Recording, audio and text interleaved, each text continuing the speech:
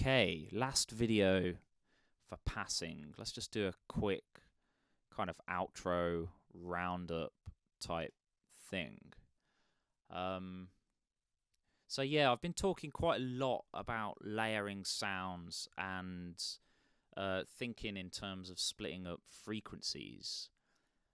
And I really think if you're gonna record your band, you need to be approaching it along those lines. Not everything can be the fullest, biggest sound. You know, had quite a lot of conversations with some of my band members about this, and somebody wants their part to be like the lead or the dominant part, and someone else will want their part to be the focus, and you need to balance out those expectations. Like the kick drum cannot always be the focus, because it's just fatiguing to listen to, and it's like your mix is going to be really boring. And so you want to do things like this where the kick drum, there's a little bit of a lift for some of these notes. And that's because he's playing faster sort of triplet-y hits at that point. But the rest of the track, in terms of the kick drum, is more subdued than that. And even like in the quiet parts,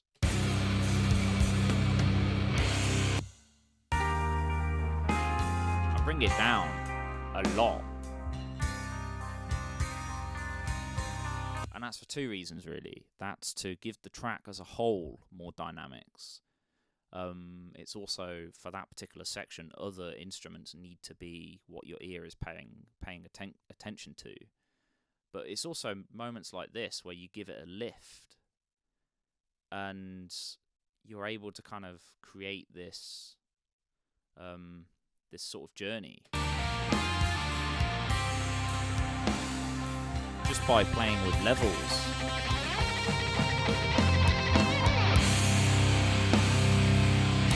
So you see the difference between the level of the kick drum in these two sections.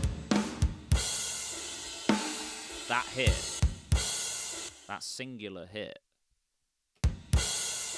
is so much louder, and that's why when you're listening to this song at that point, you kind of wake up a little bit. At bar 147, the listener wakes up because you get this big burst of sound from everything, but especially that kick drum. Equally, breaking up the bass into multiple frequencies and treating them differently so that it's not just rumbling like crazy all over your track. And then ensuring that your palm mutes for your guitars are not jumping out really unnaturally. Sometimes when you mic something up and you record it, even though in the room it sounds fine and it sounds completely natural and what you'd expect, under a microphone it can start to take on a different quality.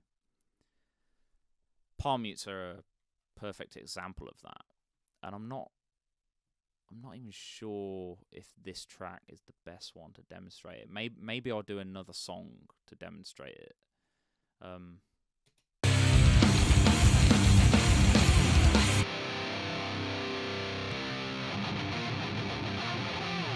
That part is probably the closest to what I'm talking about in terms of in the room. That sounds massive, and there's loads of low end to that. But you need to get rid of it in a mix because other things need that space. In terms of vocals, like right at the start of the song, all of the other instruments are doing pretty subdued, mellow things. So you can't you can't just like have the vocals sitting on top of everything at one level like that. You need to kind of treat it, and you need to like build up the soundscape. So this bit is quite a bit quieter than this bit, which is also quite a bit quieter than this bit.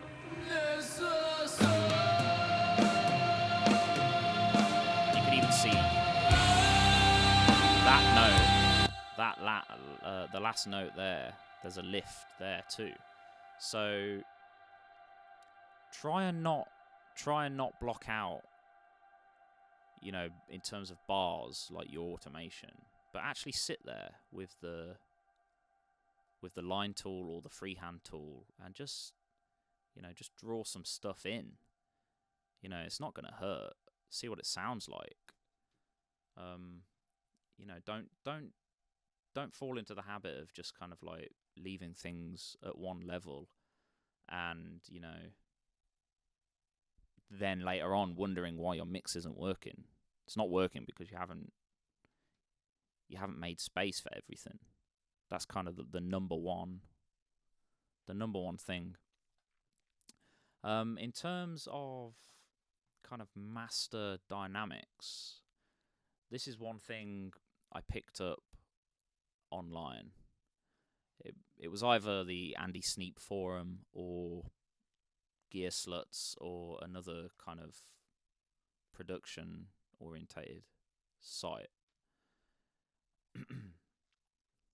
So what I did was after having a bus comp on my master channel, I added this simple mix tool, and I brought it down by 3, 4, 5 dB. It just depends what sounds good to you.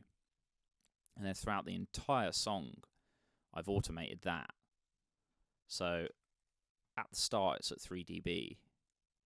At this point, wherever this point is, during the gap, it starts to come down. And it comes down by quite a bit. 5 dB, almost 6 dB. And then if I zoom in here, this bar 60,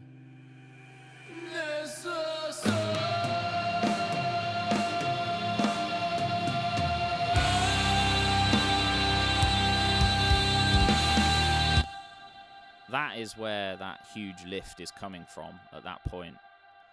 I'm going from minus 5 dB.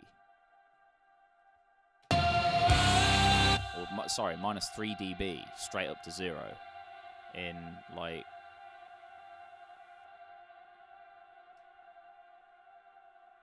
less than a second. So bear those kind of things in mind. You know, you can build in dynamics, even if dynamics isn't in the original performance. You could build in dynamics just by simple gain adjustments. So yeah, I guess that's most of what I have to say for this track.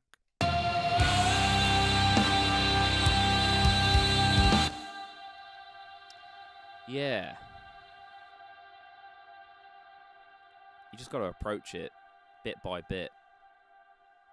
Get each frequency band working for you, and then focus on automation.